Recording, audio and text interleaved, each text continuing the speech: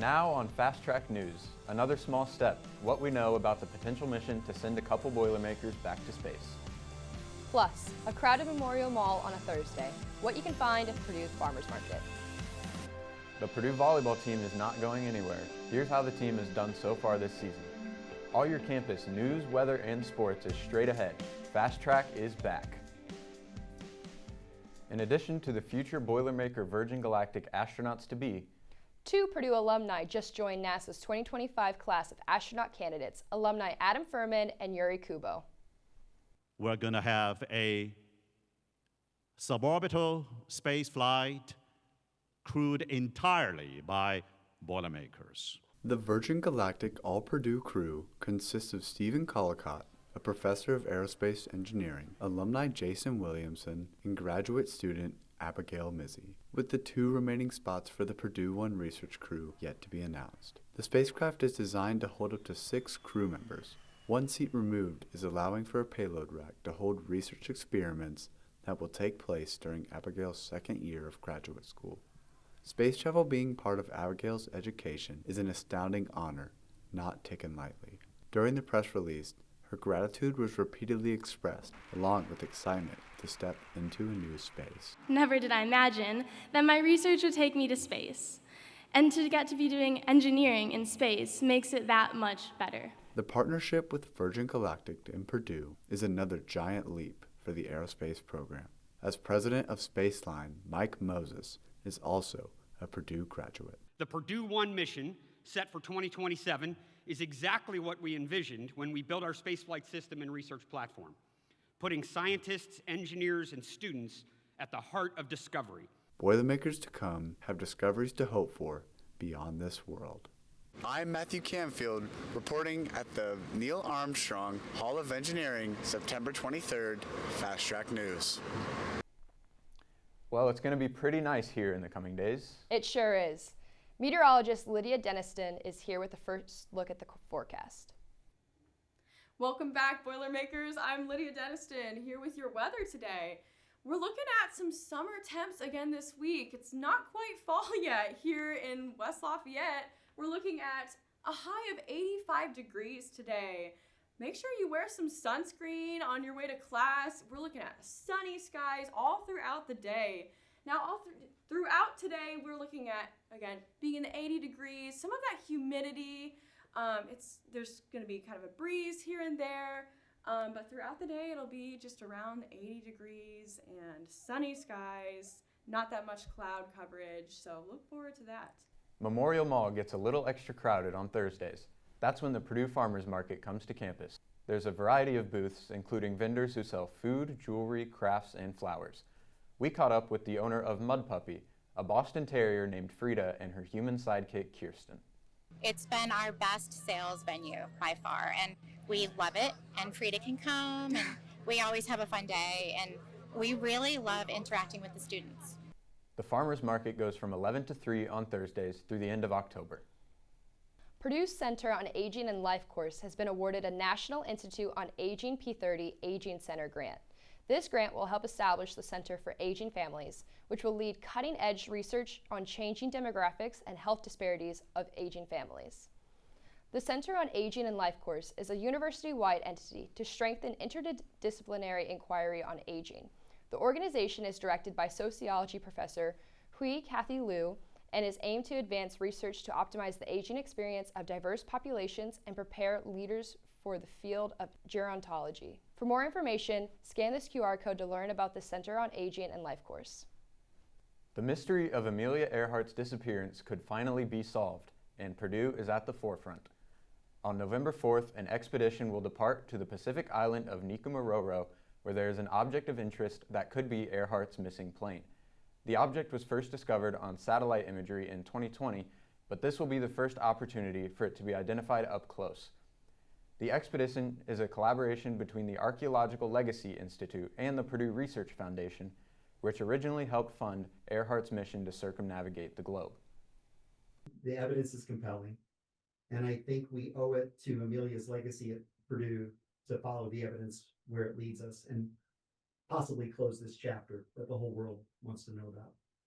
The expedition is expected to take over 2 weeks, If the object is identified as the missing plane, Purdue hopes to honor Earhart's wishes by recovering it and giving it a permanent home on campus. Up next, Chauncey Avenue is looking a little different, how that's helping aid in a celebration. And still to come, back on the hardwood, how the Purdue men's basketball team is looking in their first practices. This block of Chauncey Avenue was transformed into a festival celebrating cultures from all around the globe. We'll tell you more coming up next on Fast Track News. What does it take to be a Purdue tour guide? You've got to know your history.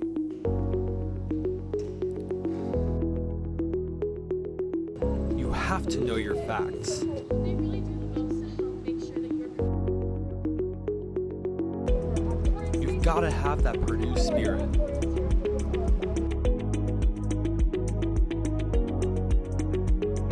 And you have to walk backwards. Hola from Spain. G'day, mates. Buenos dias. Bonjour. Hello from South Korea. I'm studying abroad in Valencia, Spain this semester. I'm studying abroad in Sydney, Australia. I'm studying abroad in Madrid, Spain. I'm studying at Seoul National University. At Issai Super-Héros in Toulouse, France. And I'm really getting to enjoy meeting all the new people and the culture. How different it is from Purdue University. It is an absolutely fantastic experience. I'm living my best life. I can't wait to see you guys all overseas soon. A bientôt. Adios. Nos vemos de España.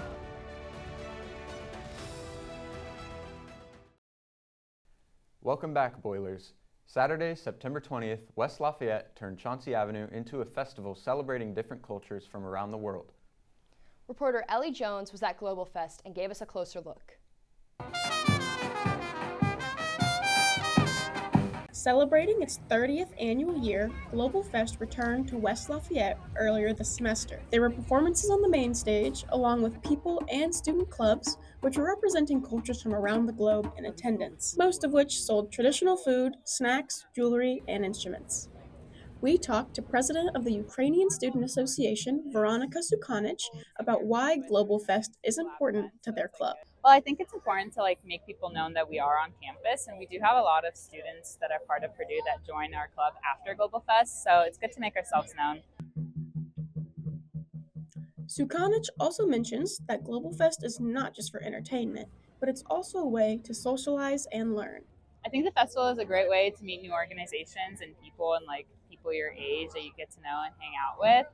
If you missed the celebration this year, don't worry. The date for the 31st Global Fest is already scheduled for next year on September 19th, 2026. Global Fest is more than just entertainment. It's a way to learn about cultures from all around the world right in our backyard. Reporting for Fast Track News. Come on. I'm Ellie Jones. Purdue's College of Liberal Arts is driving innovation, research, and cultural impact. Here are the latest highlights. Hui Kathy Liu, director of the Center on Aging and Life course, secured a prestigious National Institute on Aging P30 grant to establish the Center for Aging Families. Soren Adam Mati, Associate Dean and Professor of Communication, published in Parameters on Ground-Shifting Disinformation and leads strategic research initiatives. Aletha Stahl, Visiting Assistant Professor, will support a $395,300 NSF grant to boost cultural intelligence and engineering education. The School of Languages and Cultures also hosted the 2025 Star Talk Russian Language Camp, welcoming students nationwide for language and STEM immersion.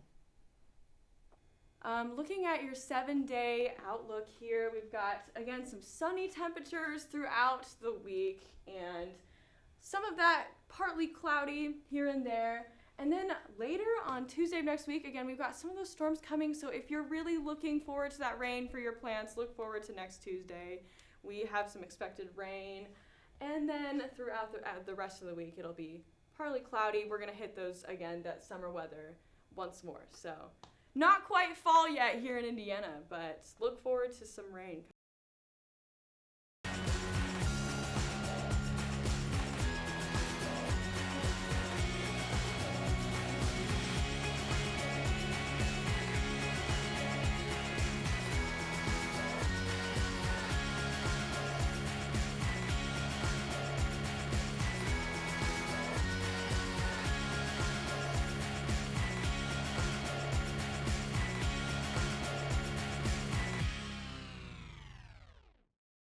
Center for C-SPAN, which is this organization, the CCSC.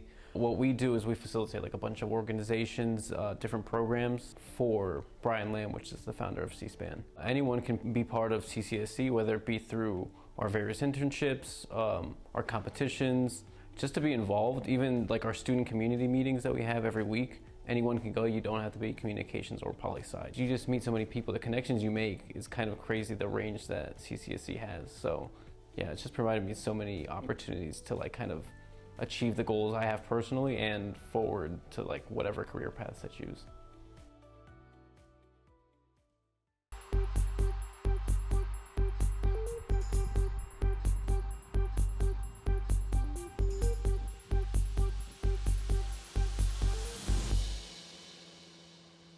Welcome back, Boilermakers. I'm Lydia Deniston here with your weather today. We're looking at some summer temps again this week. It's not quite fall yet here in West Lafayette. We're looking at a high of 85 degrees today. Make sure you wear some sunscreen on your way to class. We're looking at sunny skies all throughout the day. Now, throughout today, we're looking at, again, being in the 80 degrees, some of that humidity. There's going to be kind of a breeze here and there, but throughout the day it'll be just around 80 degrees and sunny skies, not that much cloud coverage, so look forward to that. Now for the weekend, we've got game day coming up, and hopefully Boilermakers will pull through for that win. But on Friday, we've got similar temperatures. We're going to be in the 80s that day, but Saturday, same thing. We've got 80s, sunny skies, perfect weather for that game. Hopefully the Boilermakers can use that to lock in. And then Sunday, same thing. We've got 85-degree temps, summer all weekend. Hold on to that while you can, because looking at, well, again, game day, we're going to be in the 80s all game day. Kickoff, we're going to start in the 70s, and then throughout the game, we're going to have 80-degree temps, perfectly warm. And then coming up, you can see that this system is kind of going to be avoiding us throughout the weekend. We're not going to get a lot of that precipitation. We're going to keep going with that drought. But later, around next Tuesday, we've got some scattered storms you can expect. You can see that that's kind of going right through our area here. Expect some of that rain if you've been looking forward to that. Rain is coming. We're expecting that next Tuesday. So looking at that again, we've got sunny temps all week. We're going to be in the 80s, 87 degrees to start off our week, or to end our week. And then throughout the week, we're going to have sunny temps and then maybe some clouds here and there. And then on Tuesday, again, some scattered thunderstorms. And like a 50% chance of rain. Just ahead, Purdue volleyball has had an impressive start to the season. And Purdue football is at the beginning of a new era under head coach Barry Odom. I'm Molly Moriarty. And I'm James Smith. Don't go away. Sports is next.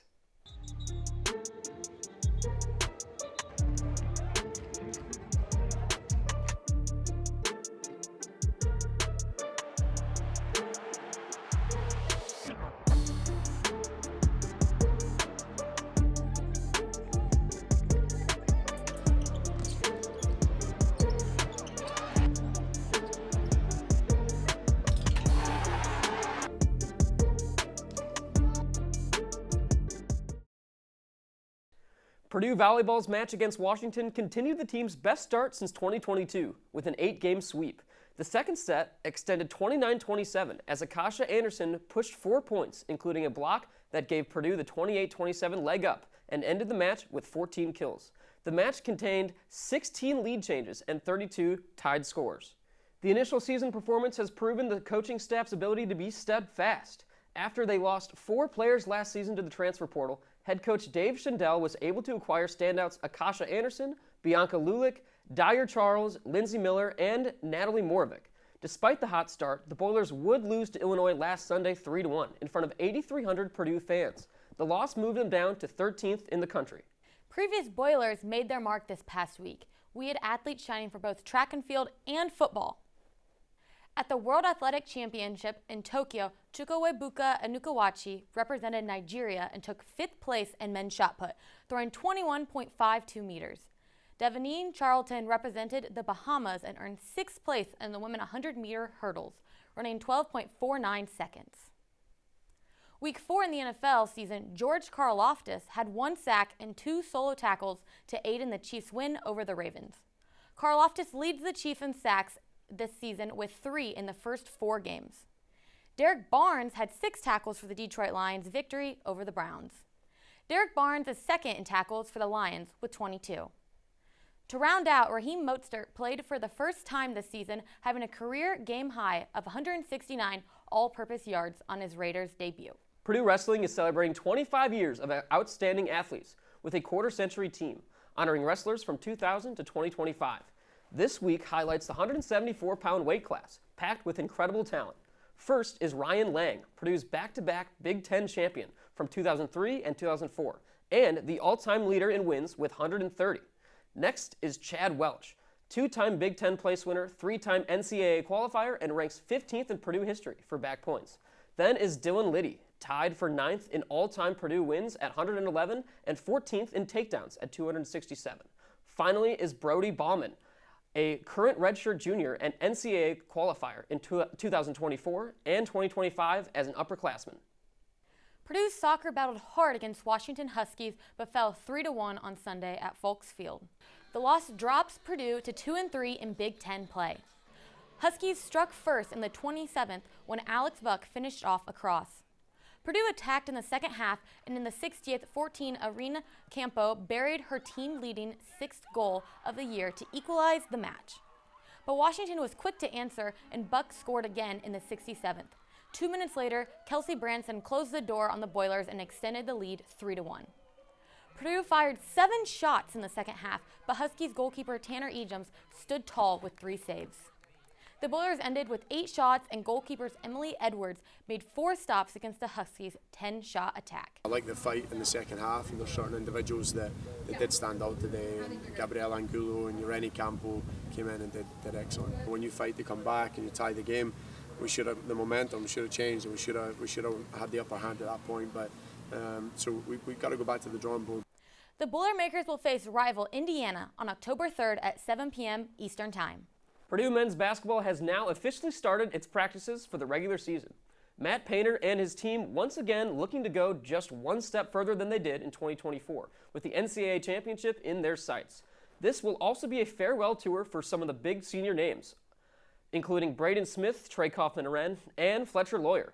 Their first game will be an exhibition game against Kentucky on October 24th.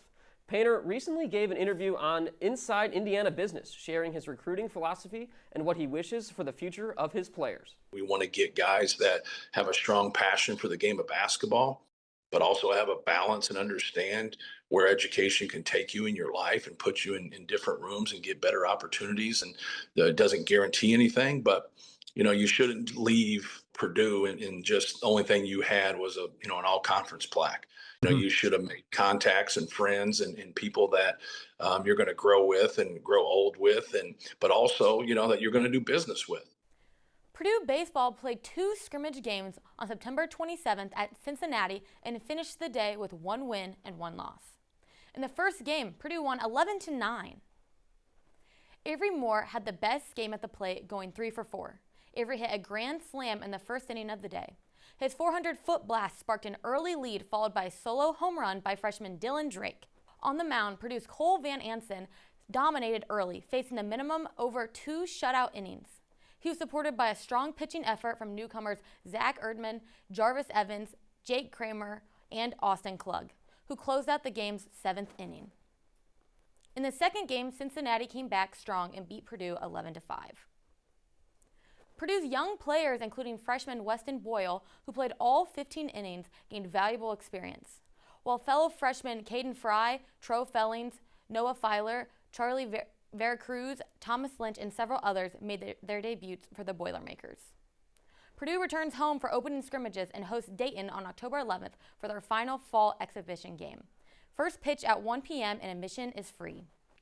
The Purdue swim and dive teams were busy this weekend as the men's team traveled to 2 locations. Half went to Florida State, while the other half traveled with the women's team to compete in the Team Be Better Invitational, hosted at the University of Michigan. The men at Florida State performed well, led by runner-up finishes from freshman duo of Giannis Zerkalis and Jonah Lee in their respective events. Evan Mackesy and Andy Kelly also put second-place finishes in their events, helping Purdue finish second at Florida State. Blake Rowe also had a strong performance, finishing with a 47.47 in the 100 backstroke events. Rowe's performance earned him Big Ten Swimmer of the Week. The Purdue men and women's team competing in Ann Arbor did not disappoint either. Senior Abby Marchakaitis won the 100 backstroke, and junior Caitlin Hurley finished second in the 200 freestyle. Pat Broderick also managed to finish second in the 500 free event. Purdue swim and dive teams continue their season on October 11th here in West Lafayette. Purdue men and women's golf opened tournament play on Monday, each with highlights and room to make a push up the board. The men competed at the Wyndon Memorial Classic in Lake Forest, Illinois. They shot back-to-back rounds of 2 under, 286, to finish the day 4 under, good for the 11th place. Suapan Amarchaichen led the Boilermakers individually at 2 under, tying for 28th overall. On the women's side, Samantha Brown stole the spotlight at the Windy City Collegiate Classic in Gulf, Illinois. She recorded her 3rd career hole-in-one using a 9-iron from 135 yards out. Her 3 under 69 tied a career low and helped Purdue to its best team round of the season at 4 under, 284. The team slipped in the afternoon but sits 9th overall at 8 over. Brown leads Purdue individually at 1 over, tied for 23rd. We look forward to seeing what's next for Purdue golf. Purdue football with a new head coach, Barry Odom. Our own James Smith with the story. Purdue football has turned another page in their rich history, this time with head coach Barry Odom making his season debut. It's been a little bit of a rocky start, but some optimism is still in the air. We went around campus and asked Purdue students how they feel about the head coaching tenure. I think he's doing a much better job than Ryan Walters was. Yeah. I think there's definitely still improvements that need to be made, but I'm pretty happy with the progress that he's made with the team. I think he's doing a good job. I'm optimistic about the rest of the season and, seasons to come. He's been doing very well. First coach to start 2-0, and I heard it was a while. Pretty good. Lots of exciting stuff going on. I think we're going to get a few good wins this season. Pretty optimistic. Although lots of the responses we got about Barry Odom were positive, we went ahead and asked a bold question: whether or not Purdue will be in a bowl game this year. I definitely could see us making a bowl game. Maybe not this season, but in the next couple of years, I think that's feasible for sure. For sure. Within the next few years, for sure. Maybe in 3 years. I hope so. Purdue is off to an okay start, but as we've heard from students, definitely better than last year. After winning the first 2 games of the season against Ball State and Southern Illinois, they've lost their last 2, which were against Notre Dame and USC. Oh, I love it. It's been a pleasure to watch. I'm a freshman. It's been so much fun to watch. The feedback we received about Odom and the state of Purdue football was generally positive, but there was something that everyone we interviewed could agree on: who was winning the game on Saturday. Obviously Purdue. Yes. Purdue. I think there's an upset on the cards. I have my tickets for the game. Pretty excited. Purdue on top. Yeah, Purdue's going to crush them. Purdue continues their football season on October 4th, this time against Illinois at home. We'll have all the coverage for you at Fast Track News. I'm James Smith reporting from Ross-Ade Stadium in West Lafayette, Indiana. And that's going to be a wrap for sports. But stay tuned. Fast Track will be right back after this quick timeout.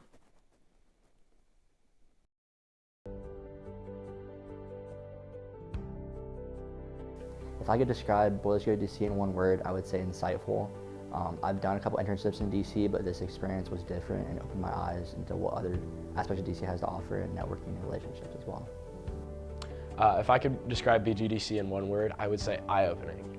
I've been to DC a couple times before, but I have had nowhere close to an experience as immersive or as informative as the BGDC experience.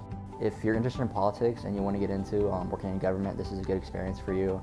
It was something I initially myself really wanted to do, but I know there were a lot of people that might be on more of the fence about it. And I truly think BGDC was worth every penny, every time I did a reflection. Absolutely worth it. If I can describe BGDC in one word, it's life-changing.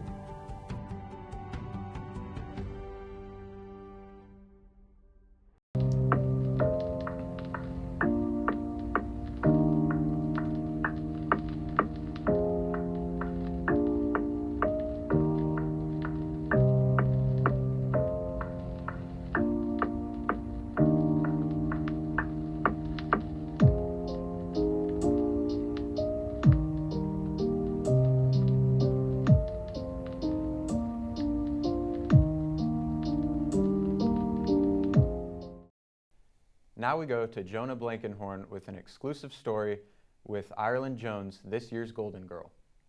Let's find out how she makes history this year. Ireland Jones is the Golden Girl for the All-American Marching Band in the 2025 to 2026 season.